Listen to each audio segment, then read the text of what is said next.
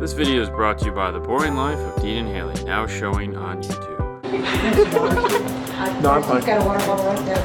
I don't need anything. I'm gonna grab this. I'm gonna need it. Yeah, as received. Give us a shot. If I start like, yeah, if I start choking up, well, All right. So hey guys, and thanks for coming back. We've we've been running tests all morning to make sure that we had enough bandwidth, and then we had because didn't want to screw it up. What's up, Christian? All right, hey guys. So we have, as we've talked about for seems like weeks now, Steve Irby, Mr. Irby. Right. How are you doing? Nice I've to been meet waiting you. for weeks to do this, right? Oh yeah. Hey, Dean. So, for those of you guys who don't know, Kicker is a privately owned company, Right. and it's yours. It's your Right. baby. This is all you, which Yeah, I have to say. and my wife, yeah. Well, okay, the Irby Yeah, family. Yeah, 1.5. Yeah. Split in half, yeah. And I have to say, she took me for a tour. Okay. This is amazing. This is Cool. absolutely crazy. This is to think that the humble beginnings of your garage. This is here. Yeah. This is. I'm in awe a little bit. I'm not gonna lie. So if I'm rambling, I'm apologize because this is really neat. But You're cool. let's get to some questions so that I can kind of, because people know when they watch me on the show, I get excited. I'm easily excited. Is that right? Oh yeah, because Okay. this is fun. So let me give you a little history of me just to help you out. So the reason Yeah. why we do this and why we were excited to have you on is because, as we both know, this is a shrinking industry. As much as we hate to admit it. And I'm as- feeling smaller already. Yeah. Well, you are. Oh, look, I'm squeezing your head. So we wanted to have, once we came up with this network, we wanted to be able to show other people that there's more to this industry than, let's say, me, an installer or a Right. salesman. There's a whole back infrastructure of people out Right. there that they can aspire to be other than just an installer. Sure. So that's why we wanted to have guests on like you, Yeah. and be able to tell these people that are watching, or maybe a young kid, or somebody that wants to get into car audio, but he doesn't have the talent to be an installer, or he's business minded, Right. or you know what I mean, or hopefully. You keep saying right, so I'm assuming yes. Yes. Everything you say is perfect. All right, Dean. so we'll start with the one question that was the number one question that everyone asked us. Okay. Why the square subwoofer? Why? That's simple geometry. Okay. Okay, so there's more surface area in a 12-inch square than a 12-inch round. Right? Correct. Okay, Right? so how do you make bass? You push air, right? Yes. You got a bigger paddle. Okay, but okay, so I know when I come up with ideas, there's Yeah. always that aha moment. Right. What was your aha moment for a square driver? Well, I think it was really pretty simple back in the late 80s, early 90s. Yep. When we were heavily doing a lot of the sound off competitions and things like this. Right. Is that I'm looking at walls of drivers, Oh, yeah. with Round holes. with round holes in So you yeah, literally I mean, had like that square peg, round hole. Yeah, right. Oh, We've got wow. like square areas Yeah. with round holes instead of square holes, and so it's like, wow, you could get more out of that if you had a wall Real of walls, woofers yeah. instead of just like these holes, because you're just trying to push air. Yeah. You're trying to create air pressure, and so it was a pretty simple concept, really. I'm not sure a light bulb went on, but it was. I don't it know, just because made- I'm just sitting here it listening just to it and made I'm sense thinking, to me, yeah, I mean, that was a uh, light bulb for sure, because I mean, up Yeah. until then, no one had thought of it, or no one had really done anything with it. I wouldn't say no one had thought of it. There had been some products out there, but not subwoofers. Correct. That were square. Yeah. There were some. Foster made some square mid-ranges. They even made some square tweeters, and I think it was more the Ribbons. novelty of it rather than Right. because they were actually trying to, Create push sound. more air. Yeah, go crazy. Yeah. That's so- actually really But it was not. There was a lot of challenges in making it work. There's Oh, a reason yes. they built round speakers for years. Well, yeah. Because it's easier. Yeah. Well, easy's good. We like easy. Yeah. Now, I've been walking through your wonderful cars, and Yeah. okay, first off, do you have a stereo in your car right now? Yes, You do. I do. What do you have? Well, I'm not going to tell you what I've got. Okay, is it anything other than factory? And if it's not, that's okay, because everyone knows I still have factory. No, right now it is not. No. Okay. No. And I've had a lot of cars over the years that had a lot of kicker stuff in them, but these days our guys are busy building show vehicles and things like this, and so I ask them to put something in my car, and they go, yeah, we'd be happy to do that. This project will be late, Yeah. And so I'm like, no. Yes, let's take care of business. So I totally understand. I get to listen to plenty of good car stereos. Okay, which brings me to my next question. Out of the cars, like I was looking at that one over there, which is gorgeous. Yeah, the Studebaker. The Studebaker. Yeah. So over the years, Kickers had some amazing show cars. There's no question about it. Do you have a favorite? Well, I'd have to say the Studebaker is one of them, right there. Oh yeah, well it's yours. And that was a project that we did that in-house. We have, a department in-house that does that. Yes, and they saw did it that car from a bucket of bolts and rust to that. Yeah, absolutely. Now, for those of you guys that don't know what we're talking about, there's a Studebaker over here, but don't worry, when you guys catch the actual Facebook or the YouTube show, I'm going to film it so you guys will be able to take a look at it. It has been featured in magazines before. Just type in Kicker Studebaker, I'm sure it'll pop up. Yeah, I think you can do that.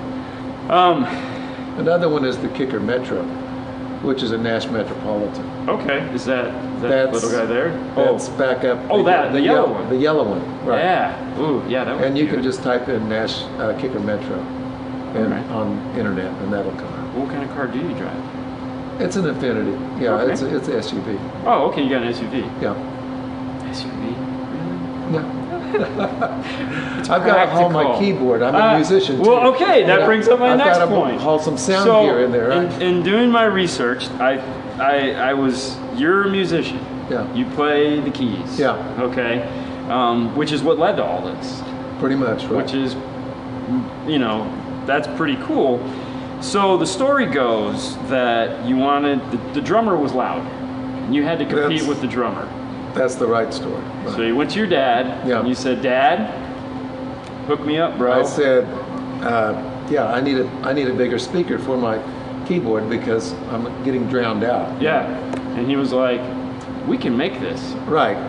Well, I wanted a Fender Bandmaster, which is, I think they still make a Fender Bandmaster, but it had two 12s and it had a tube amp on top, like 50 watts. Yeah. But they were a very cool amp, and I wanted that for my keyboard. And he asked me how much it cost, and I said $300. And this was like I was a sophomore in high school. It was 1965, and he said he didn't say anything. He just dropped the newspaper he was reading, and anyway, then said, is it something we could build? And so that was kind of how that got started. And we built a speaker, and I bought a used amplifier to go on top of it. And that's how I built my first speaker. So you do see the irony in this though, right? Because you have, like we were talking about before we started about loudspeakers. Yeah. And that was one of the things we were building in the beginning. Yeah. Well, but you were building it for their purpose. I wanted a louder speaker. Louder speaker. I did. Yeah. And that's what I got. And I was really impressed with it because my keyboard had a bass section on it. Okay. And so when I plugged it in and I started like playing down on the bass notes, and it was like on boom, and actually the windows like vibrated. Yeah, yeah. And I was like, I had never heard that before. I mean, really, from a bass speaker, vibrating like a window rattling or something. And this was 1965. I mean, we had bass. Right. In a band you had like a bass drum and bass guitar and stuff, but I had not experienced that.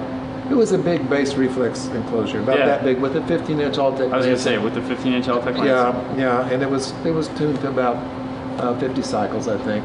And which, later when I learned that, I thought, well, it's not tuned that low, but it was low enough to shake windows. and it did. It was fun.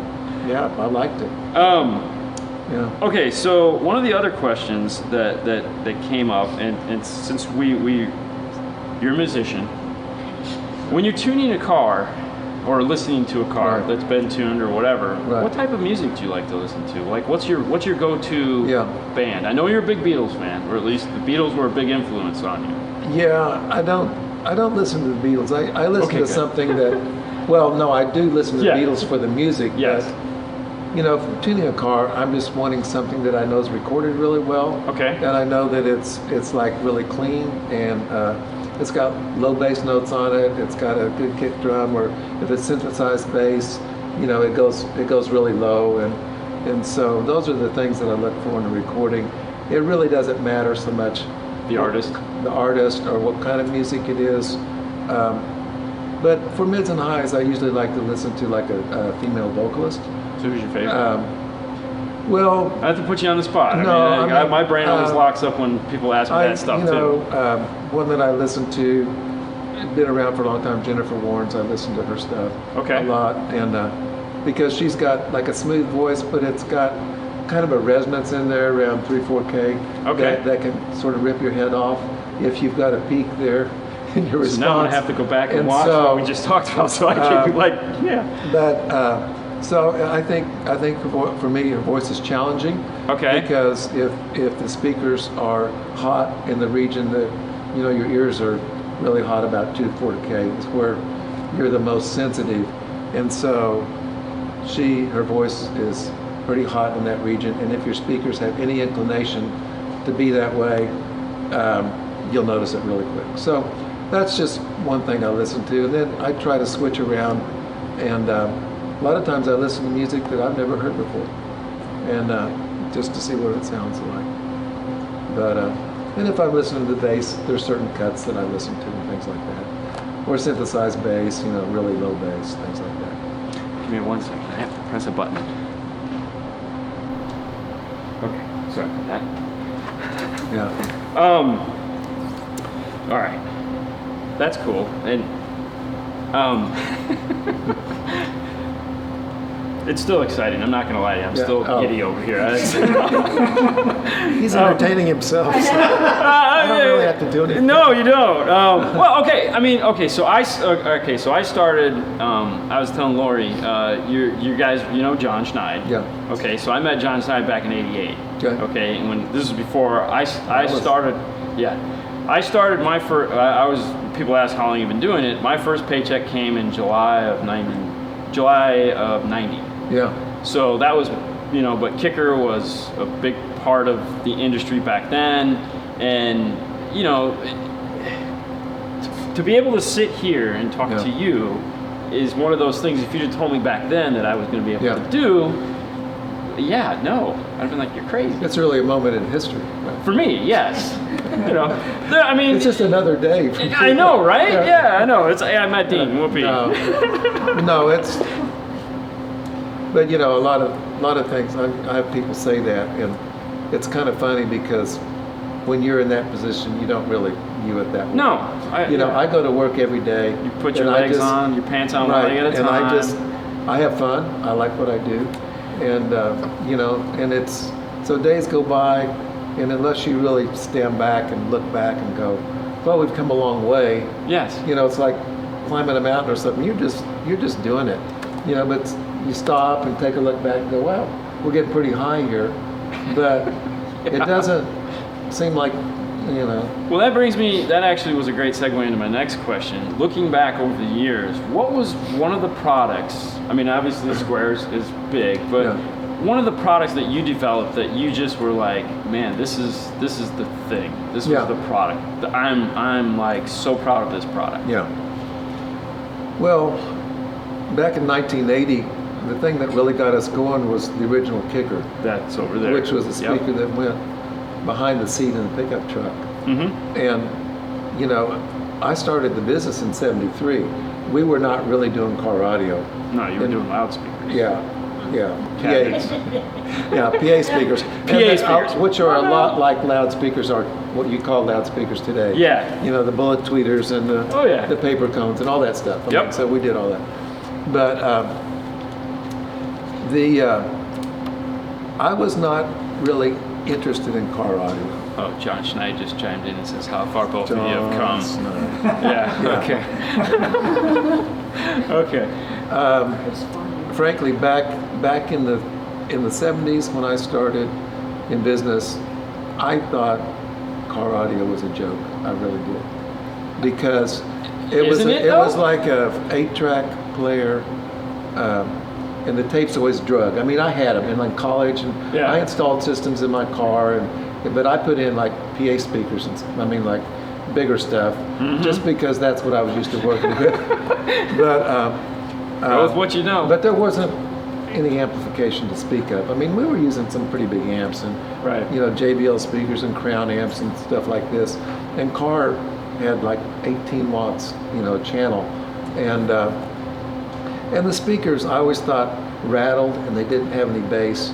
They didn't have much highs, and there wasn't much frequency response, and so I just wasn't really impressed, because I thought we were building rock and roll PA systems that were filled concert halls. Yeah, and that was good sound with biamp systems and all this stuff, and so active, as they call it now. But when I developed a kicker speaker for a friend of mine, they were really excited about it, and I was like, yeah, this actually, I like it. I mean, it's got bass that like kicks the seat. That's where the name came from. Yeah. Well, though there was another word that went. They call it the ass kicker. Yeah. because it kicked your butt. Right. Remember the mule? Yeah. Right. The mule woofer? Oh yeah, I've heard of it. Well, you made it.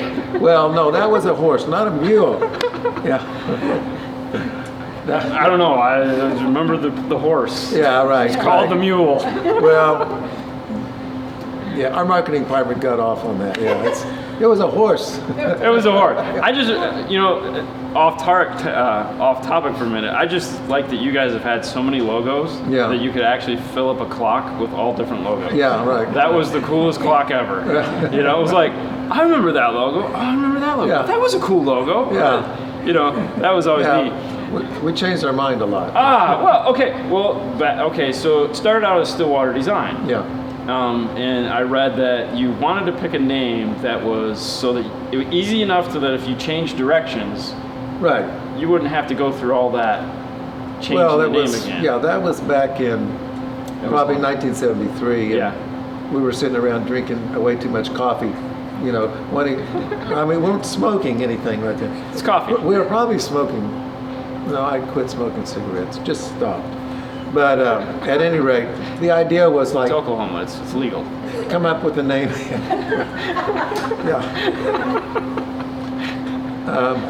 For medical purposes. Yeah. Right. Florida's the same way. Florida's the same way. If you got the glaucoma, you're in luck. Right. Or chronic back pain. Pretty sick back in the day. Yeah. Where am I going? But the idea was that it would be kind of a cool name, the name of the town, and also if the speaker thing didn't work out, it might work for something else. Right. Because we were kind of like, we're going to do something. Yeah. Right? So let's get a name here. And it always helps. And that's where it came from. But the kicker was actually, name came from the customers that called it the ass kicker. Okay. And so that's where the name kicker came from.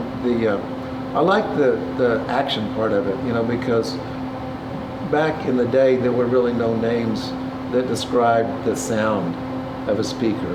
Right. They were all kind of people's names or esoteric names or something you couldn't turn cool. into a logo. Right. Which was one of the things with Kicker I always liked. The name was a logo that was doable. It was easy to cut out, and you could put it in things. And as we got into the international business, we found out it wasn't a curse word, in other languages. Oh, okay. Which can be a problem. You come up with a name and try to market it internationally, and you find out, oh, that's what it means. My bad. Sorry, bro. And people could say the name in other languages. Right. They can say kicker. It's kind of universal. So it worked out fine. Yeah. I mean, the funny thing was when they'd have those fairground sales, they would say kicker boxes, $20, and you're like, They what? No, they're not kicker box. They're box. Right. Really? Okay, you're just stealing the name now. You guys suck.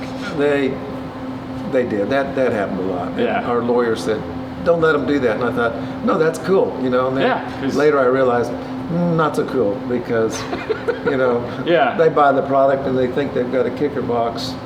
And I actually was in a store buying some lights for a house I was building, and the guy told me he had a kicker box and he just loved it, and on. He'd had it for 7-8 years and said that thing works perfect, sounds great, never broken. He wanted me to come out and see it, so I finally said, yeah, let's go take a look at it. Went up there, folded his seat forward. It wasn't our kicker box. No. It was a generic kicker box. Yeah. And, you know, I didn't have the heart to tell him. I just said, great speaker, yeah. Yeah. Good But job, guys. anyway, that was kind of drove home the point that Yeah. you need to protect your brand name.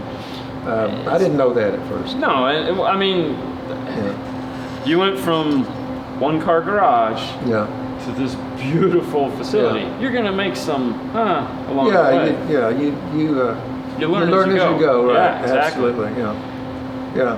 So, other than that cool box that was obviously the Yeah. starting point for the whole company, you Right. guys have come out with lots of products over the Right.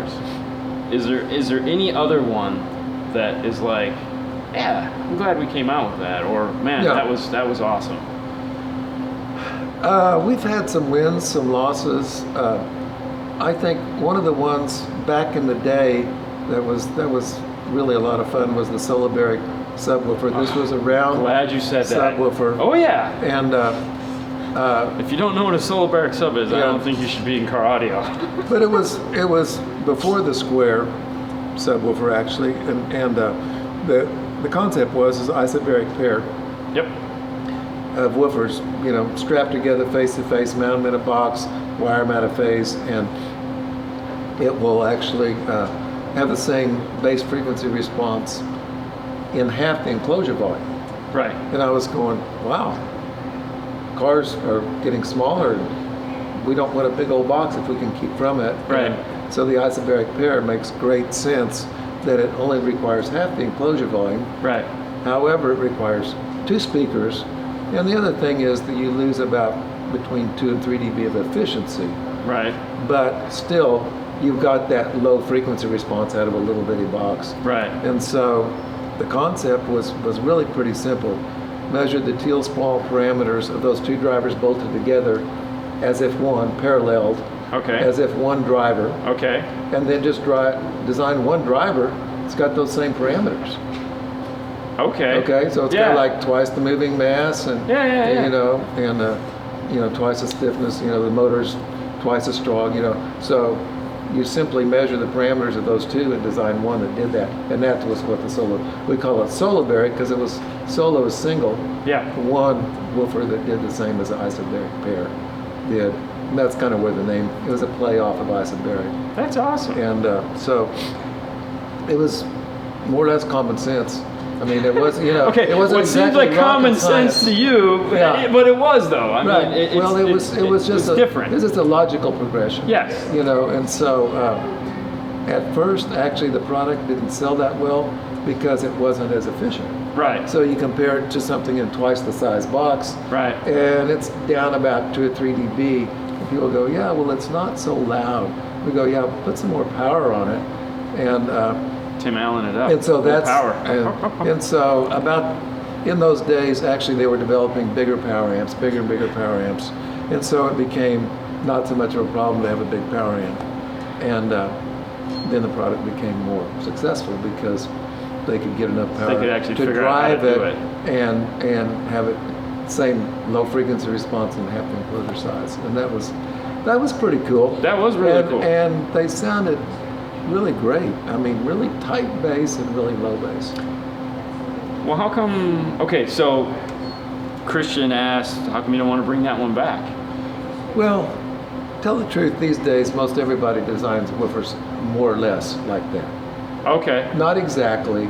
They're not So- like putting 2 together. Yes. But Yeah. those 2 drivers we put together, you might call them a little bit old school. Right. I mean, they were 80s drivers. This was a Yeah. state of the art Oh, no, design. I built plenty of boxes at for them that back time. then. state-of-the-art design back then required a larger box. Yeah. And so it's not, I don't think it's terribly unique Right. these days that somebody designs drivers that have bigger motors, more moving mass, etc., and produce the same response in smaller enclosures and are less efficient too, Right. because power's cheap these days. Power And is so- cheap these days. So yeah, you could bring it back, but tell the truth, most of our woofers are pretty close to that design anyway. Oh, okay. So Well, okay. Seems how it seems to be normal these days. Everyone wants to build retro this, retro Yeah, that, bring right. back old as new again. Right. Is there any product that you have designed over the years that is out of production that you would be like, that'd be neat to bring back like a collector's retro edition of that product? we've done that a little bit. Actually, we did bring back a product that we call the Solo Classic, which Yep. was the old Solo Okay. with some updated improvements. It had been a little bit too many years in between to where a lot of our customers were younger Yeah. and didn't really know about the old Solo Barrick, and so maybe we didn't market it right. Right. But we sold some. It sold okay, but eventually we discontinued it because it didn't sell that many.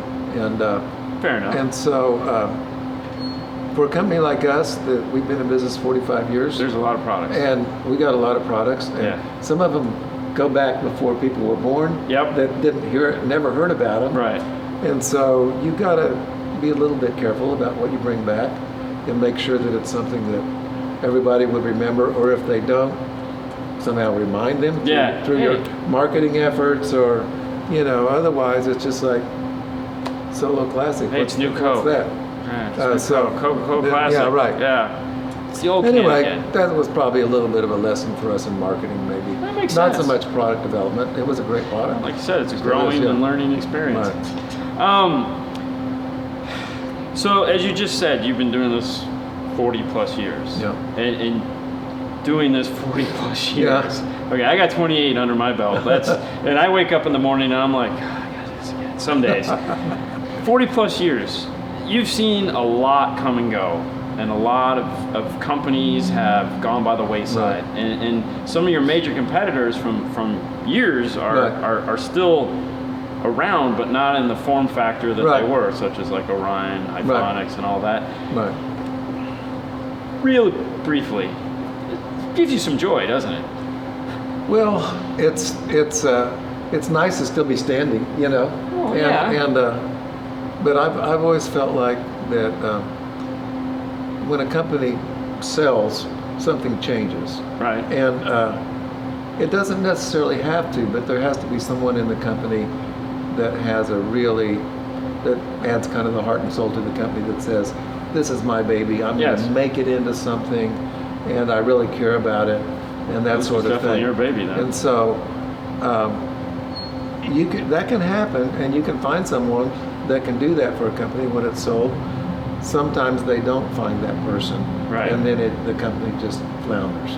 Right. And some companies have floundered for years and years, and then somebody says, "I want that to be mine," and they buy it, and they really are interested in it, and maybe make it into something. So I don't know. I've just seen that happen. Yeah. For me, this is what I like to do, and so I never started the company to make money. I started it to do something I like to do. That was Okay. I didn't have a big goal of anything other than doing something that I like to do because I was burnt out on college, and I wanted out. Learning. I wanted out, and I wanted to get into doing something that I could really apply myself and really go for it, and that was really what I wanted, and I think that's why I still keep going, is because obviously if you do something long enough and you halfway pay attention, you can make some money at it. Tad. Pittance. But the truth is, that's not really what makes it worthwhile. No. What makes it worthwhile agree. is accomplishing something and going, well, we made something great. That's cool. Right. And it's fun to see people like what you make. And if they don't like it, that's not fun. But it is fun to to develop something and see someone enjoy it. This is you, right here. Right. And so to me, that's more what it's about. You'd have to make money along the way if you want to continue to play the game. Yes. Oh yeah. Well, I mean, but so- I think one goes hand in hand with the other. If you have a passion and a desire and you create a quality product, the money will come. Then it will. If you're still have to be careful. Oh well, yeah. I mean, I mean, it's not like it automatically stays around. No. Oh yeah. You do have to kind of work. administer it. But generally, yes, that's the key. Is there's some life in it? There's someone that cares. Key. Yeah. Which was actually Right. You're a great segue, by the way. You talk right into my next Right. topic. So It comes so naturally. I don't even know I'm doing it. So products like the Key are definitely going to play a key role moving forward in Kicker's evolution into going forward into car audio and other ventures such as portable speakers, headphones, and all these other things that you guys are venturing out in. What product that? Okay, so you've seen Basic and you've seen what we have to deal with now. Right. Do the new products, are they as exciting?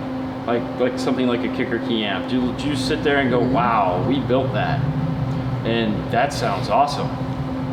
Yeah, I do, and I do that on just about everything. Sometimes other people don't agree with me. Yeah. But and I think the Keys is a very cool product. The Key is a product, and the longer you're in business, you realize there's different types of customers out there. Yes. Not everybody's a bass head.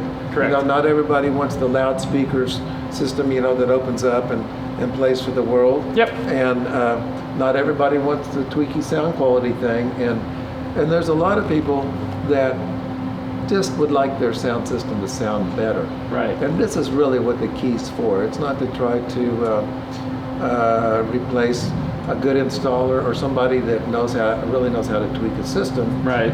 This is for the customer that says, I don't have an arm and a leg to spin, but I love music, and I want something that sounds better than what this is. The Key will fix that for you. Yeah. And especially the lower end the system is, the more the Key will do for you. If you've got a great system that sounds good already, It's not the you target put the Key in there and do it, and ideally you would notice no difference because it's already there. It's already done. Yeah. So it works the best on a less expensive standard audio system in a car. Right. And it will work wonders because it equalizes the system to the driver's seat, pretty much flat, and the time alignment. Well, just so you know, I do have Yeah. one. I put it in my daughter's car. We shot the video on that. We put some KS components, some KS coaxials in the back. Right. We put the Key in there, and I was just telling Lori a minute ago. I had to drive it last weekend, and I'm like, I took the long way home. I was like, it's just amazed that it's like, this was so cool and so easy, and it was great. But it's for a specific customer, a specific purpose. It's not. It's not for Ford everybody. factory radio, crappy. You have to qualify. Qualify who that's for, but it's probably more for the everyday person that loves to listen to music rather than the person that's more into car audio and wants to go further and further.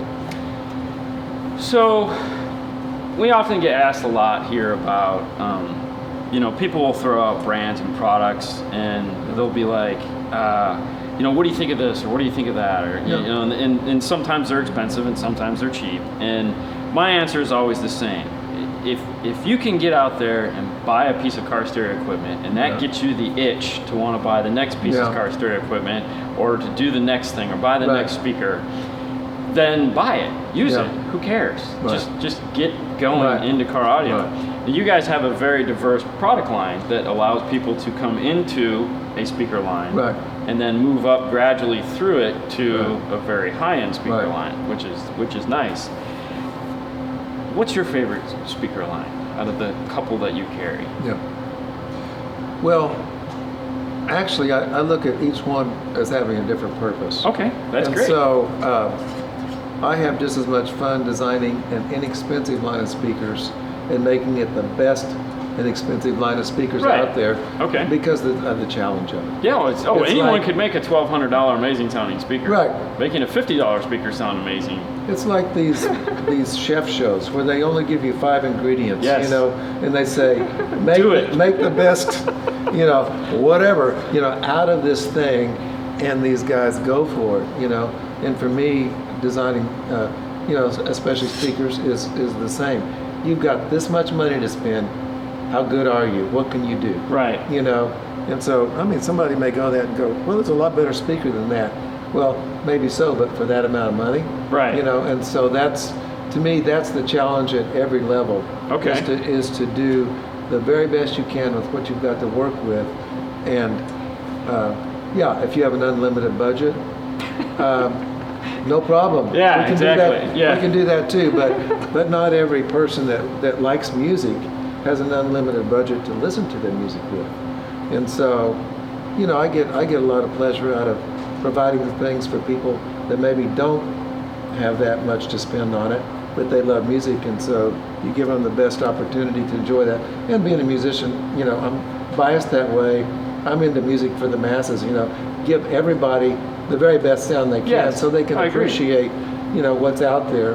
And You don't know it sucks until you know it sucks. yeah. So anyway, So over the years, as we said, you guys have developed a lot of products. Has there ever been a product that somebody beat you to the punch on, that you guys were like, we're gonna build this, we're excited, we're gonna make it, and then those guys came out with it, and you were like, man.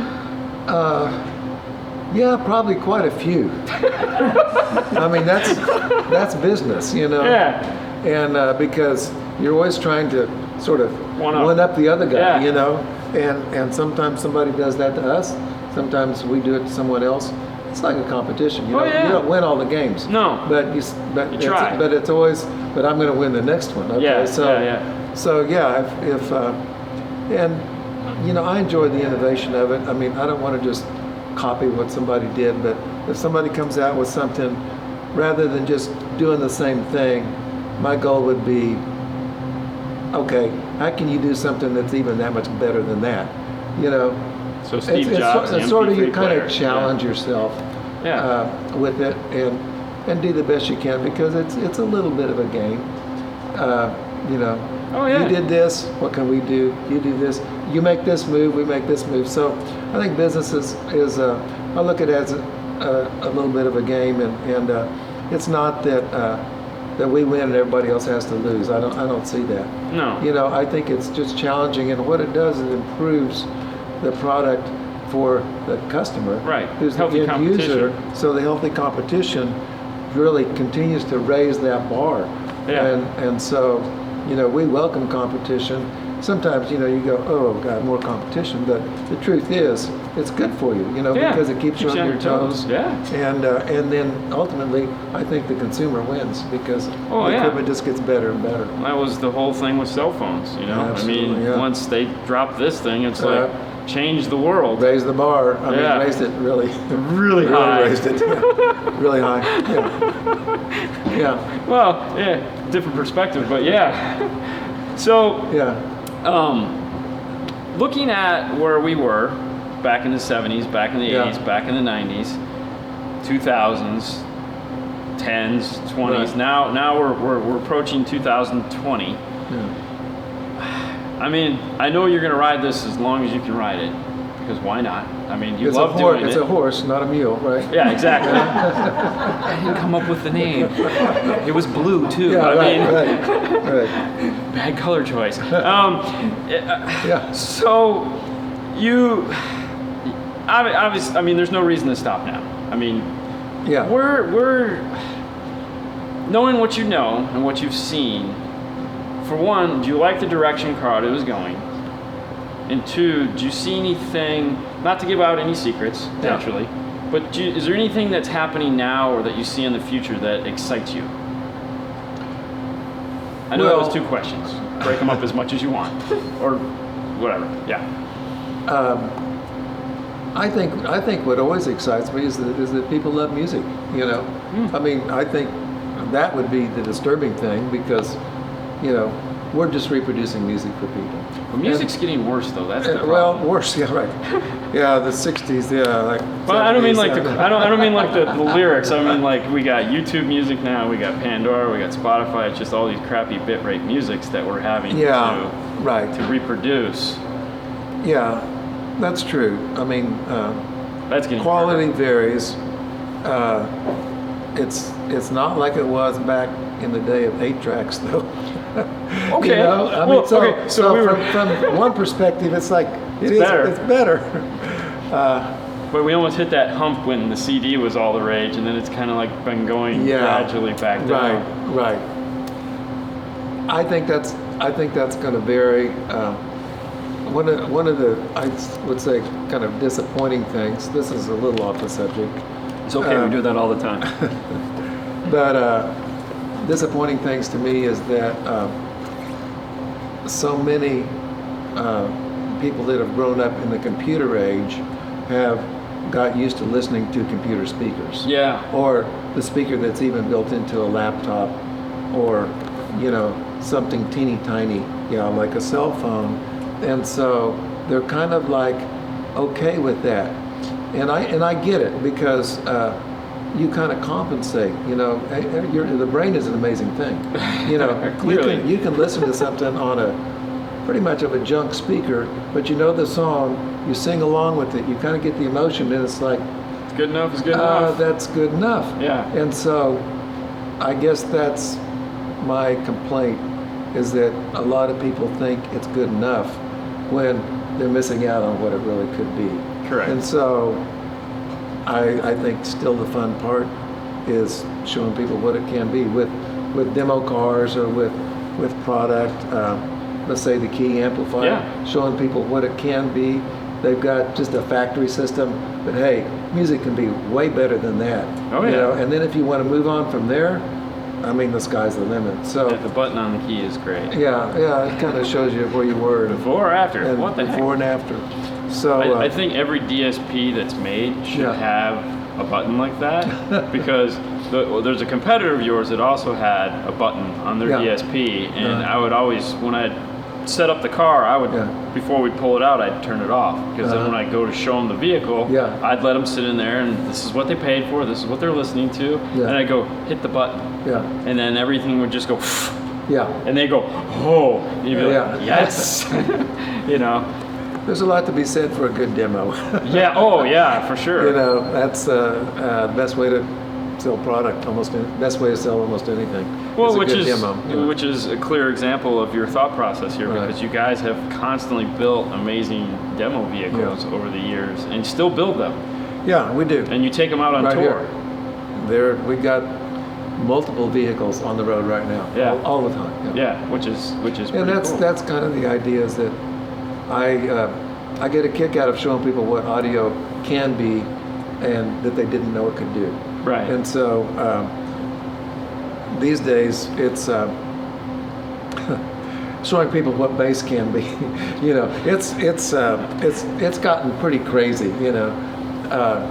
But you can move a lot of air. You can move a lot of air. More than I did when I shook the windows. Oh, yeah. In Yeah. 1965. Okay. But, So all right, Yeah. So since there again, you went down that road. Let's talk about super woofers for Yeah. a minute, and the companies that make the super Yeah. woofers. Yeah. Is there any particular reason that you guys have kind of like skirted around that? I mean, well, we moved very strongly in that direction for a number of years. yes, And right there. yeah, and actually what happened was that as time went on, there became less and less attendance at those events. Yes. And at that time, we kind of made a strategic decision to focus our product on more the general market than that particular niche market. Right. For one reason, because we needed the company to grow for financial reasons, to support our employees, to get better benefits. Yeah. We're getting to the point where we're not just a little shop anymore. We've No. got people that they would like, health insurance. Oh. And, all these realities of life, they're starting to have families and things that begin to hit. And we need to be a profitable business and a growing business, and if we want to sustain what we're doing. So probably we pulled back in that at that time, maybe more than we should have. At that point in time, it made sense. Right. We're kind of looking back in that direction these days. And you know, I'm not opposed telling to any it. secrets. Not opposed to that. I think it's a lot of fun. I think stuff that actually damages your hearing is not good. Because, he says it with a smile on his face. Because I know firsthand, of course, you know, what it can do. I mean, and I've got numerous friends with hearing aids and things like this. So, well, actually, that was a question that popped up, was how is your hearing? You get a little older. My hearing is not as good in this ear. This one's good. Well, good, we picked the right side. Somehow I can still hear all this stuff, and I do all the listening with some other guys and that are much younger, and we hear the same things. I think a lot of it's training. Yes. You know, I agree. You know what you're listening for. Oh, I totally agree. But my hearing's not perfect. Actually, this is from listening to a stage monitor playing in a band, not loud car stereo. But just you know, but it happens. Yeah. But no, I love moving air. You know, I love creating sound pressure. I mean, you know, that's, to me, it's just fun. I can't explain it. Probably the guys that are in it.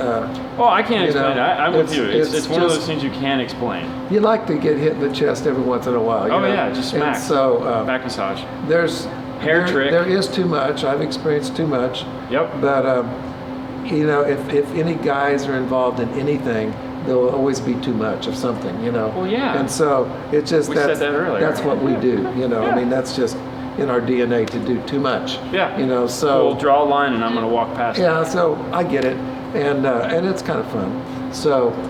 Kind of fun. Come on, you know it's real fun. So, you know, it's all just fun. It's a challenge, and so I'm not opposed to that. I mean, we've shook this building almost. It's amazing. We it's played this together. earlier for when we were doing the test to test our show here. We had her turn it on so we could let everyone hear it. This building, I mean, when we first did it, we shook the ceiling tiles out, so we had to. They're all glued in, and the lights are all like bolted in because the lights were falling out too up there. This whole thing just shakes, all the glass, every bit of it. It's built really well. It still is pretty energy efficient. We found out it's not totally shaken apart like some of these cars are. Okay. But this building has been shook a lot. Yeah, because you guys have earthquakes now. Yeah, but they don't shake like this thing does, truthfully. And it gets shaken 2 or 3 times a day. And everybody in the building knows when they're giving a demo out here. So well, it's like working at a car stereo shop when the customers pull up that are happy customers booming. It's like, all right, well, we know there's nothing wrong with that guy's car. They're just stopping by to say hi. So no, it's fun. I mean, I do like to come to work every day, and you know, I love what I do. So no reason to stop. So real quick, we'll end it on this one. What do you think of? I was telling Lori earlier. I consider this year, 2018, to be the year of the DSP. It seems like right now that if you're not developing a DSP, have a DSP in the market, or talking about DSP, you might as well shut the doors and go home, because that form of integration going forward, as we know, is everything. Any thoughts? I know it's vague. Well, it's just life, you know. Yeah. I mean, you know, cars are on the CAN bus, everything's computerized, it's all digital, and so if you want to interface with it, you have to do that, and you've got to sort of fix what they did to go with your new system, because they designed it to go with their system. Right. You know, and so you've got to integrate. You know, you've got to disconnect and readjust it in their domain. You know, so that your stuff will play right. And so it's just part of the game. It's just like you need signal cables to plug in. You know, it's like you need DSP to adjust, and so it's just part of the game these days that you've got to do that. which I'll give another pitch for the key, but what it does is that you don't have to flatten the signal out before it goes to the amplifier or anything, because really what matters in the long run is what is flat when it gets to your ear, where you're hearing it. Yeah. And so that's where the key attacks the problem. Okay. Is it takes the signal after it's even passed through the air to your ear. It's right there. Right. Because that's what your ear will record and register. Right. And so that's where we're dealing with the problem right there. Yes. So it automatically makes adjustments to the rest of the system to equalize it here. So instead of worrying about what it's saying electronically out of there before here, it's going, okay, this is what an ear is going to hear at the end. You're Let's getting do straight that. to the end of the chain. Yes. Which is where it's actually transmitted to your brain, which is how you hear music. So, Do I sense so it future Kicker products? It's a logical approach. Yes. It's very logical. The other one's approaches are logical too. There's more than one way to skin a cat, but ultimately Or make it needs to be right. Yeah. So there's numerous things are filed, you know. Yeah. But this is where you hear. Yes. This is where it needs to be right. Yes. Nobody cares if it's right going into your amplifier if it's not right here. Correct. You know. Which is the best way to sum that up. So yeah, true. It's I'm maybe oversimplifying it No, just you're a little not. bit, but it's got to be good when you hear it, because really nothing else matters. Well, no, that's because it's like from an installer standpoint of view, it's like I could spend all the time in the world wiring it up, making it look pretty, hiding everything so you never see it, and the only thing you do is you grab the knob and you turn it up. Yeah. And if that doesn't work, Right. the rest of it doesn't matter. No. It doesn't matter if I did the most amazing install ever, if it sounds like poo-poo. Yeah. I have a poo-poo, you know, so, yeah. Is that French? Yeah. Could be, oui. That's French too, right?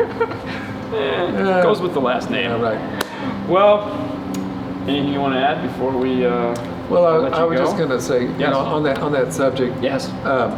You know, back in the early days, we were doing more sound reinforcement, like Pro Sound and stuff, and running sound systems. And you know, it's kind of like the sound guy.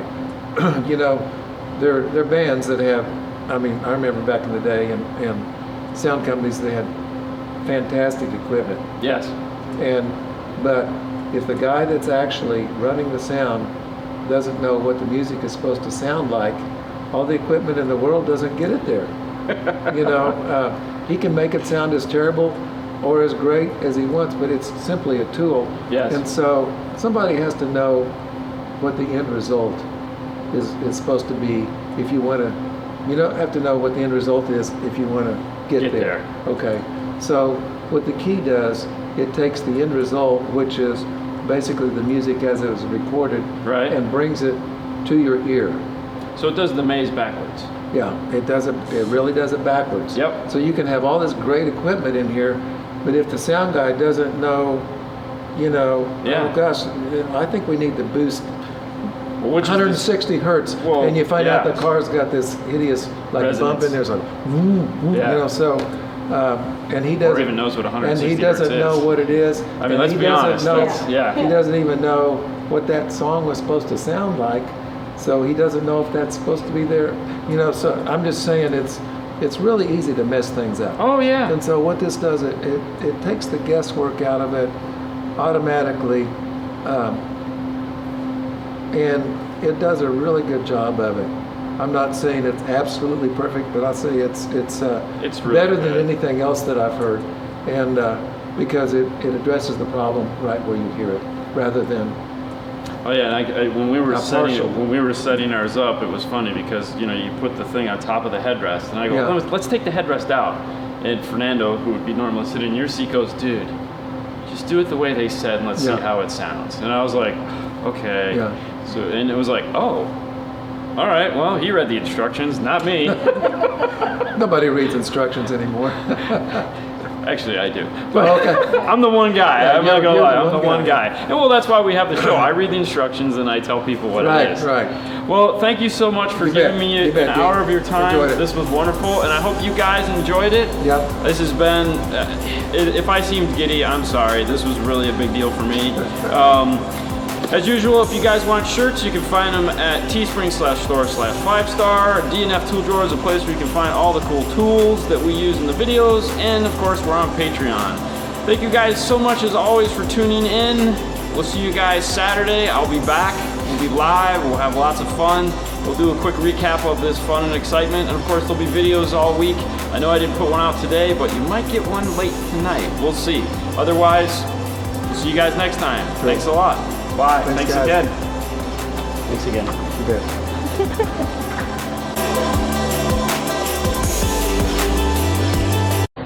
Chime in. Device offline. Why did it say that? What's up, Lewis? Hey guys, what's going on? Hey, good evening, everyone. Thanks for chiming in. What we're doing right now is like I was on earlier telling you about the show. So right now we're testing the equipment to make sure the equipment is working good. So how's everybody doing?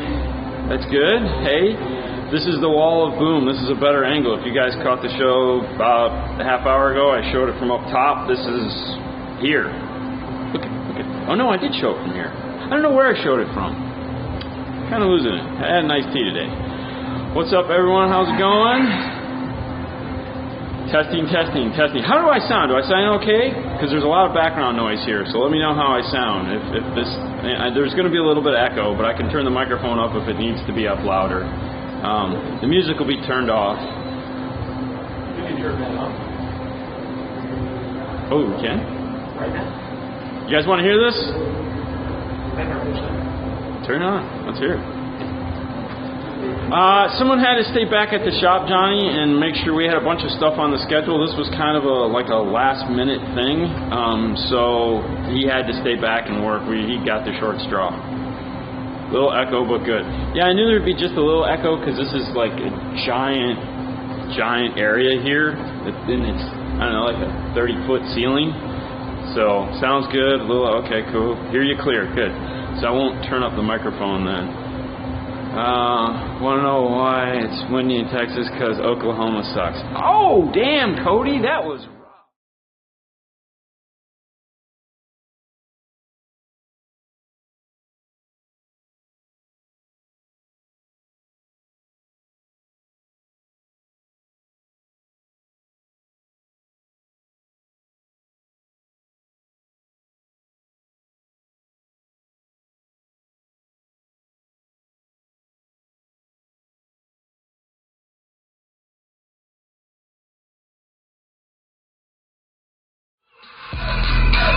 That's literally the high point of your day, isn't it? Yeah. It is. Come on over, say hi.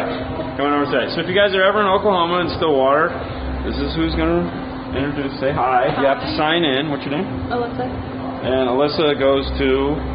NFC. You gotta talk loud. NFC in Stillwater. Come on, give your speech voice. She's in college, so we caught her earlier doing her homework. So let's hit it again. One more time. Okay.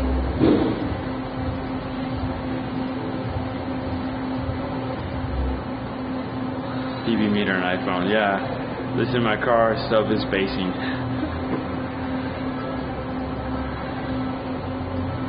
A girl? Yes, it's a girl. I know, right?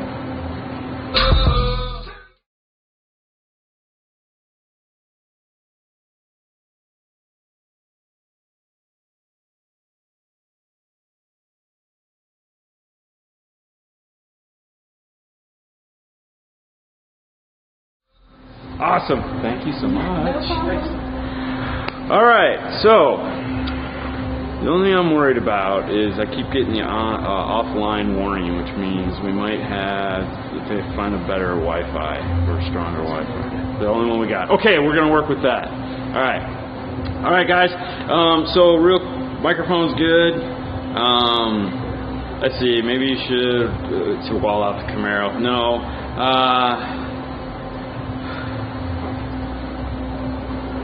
And Kicker headquarters. More power. How much power does this have? That one's about 20. 20,000? Yeah. So we got 20,000 watts. Got plenty of power. Yeah, we had to back it off a bit because, well, we were destroying the ceiling tiles up there. Yeah, we don't need those falling. We've got different color. Yeah, I see this. Yeah. Because they came crashing down. Oh, And we had that is awesome. We had to fix that. So it looks like you guys are getting the signal nice and clear. Oh, no.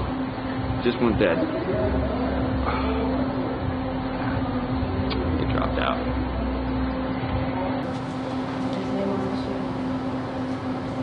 Three. Yeah, well, it's on right now, so we're going to wait and see. This is Lori. She's going to be on the show in September. You're not recording, right? Yeah, we are. Oh, Yeah. No, we weren't. We were 19 seconds in. So. Oh, hey, good. You're back. Hey, what's up, Christian? How's it going? Oh, hey, Christian, while I'm at it, guess what I bought? It's got the number 9 in the title. This is really hard to do because it's backwards on the screen, so yeah. Hey, Dean from Maryland, what's going on? So we're about 15 minutes out. We had an issue with the internet, so we've increased some of the internet, and now what we're gonna do is, oh, I'm like, where's this guy standing? It's actually, he's up here. It's kind of fun. I was like, I'm like, what's going on? Yeah, I bought the Zen. I bought the Zen 9, so I own that now. Yay, me. It was fine a minute ago. Yeah, so it cut out, and so we had them increase the internet bandwidth here so that we can do it. So I'm just doing one final test. We know the sound is good. I can hear the fans from the power supply back here, but I don't think they're bothering because I have the high-pass filter turned on the microphone. What's up? What's up, Steve? So yeah, saludos. I don't have my translator here, Fernando's. Shout out from Miami. Back home in the nice. Yeah, I need my translator. How much did you pay for the Zen 9? Actually, I got it at dealer cost, so substantially less than what retail is, but it's the advantage of being able to be a dealer. But it was still very expensive. It is the most expensive amplifier even at dealer cost that I've ever owned or spent. Audison has their $10,000 amplifiers. It's not that bad, but it was expensive. So California, what's going on? You know, for those of you guys that are fans of Kicker and you know who Kip and Dave are, I just met them, and he's actually on his way out to California for some show there that they're getting ready to film. So Kip and Dave are going to be out in California, so they can't come on the show, which is kind of a bummer. I mean, settling for Steve isn't a bad thing. All right, cool. So it looks like the internet is working good because I'm not getting any glitches. So I know I'm bothering you guys a lot today. I apologize. I'm going to give you guys a break, and then we'll be back here in a little bit to do the live show.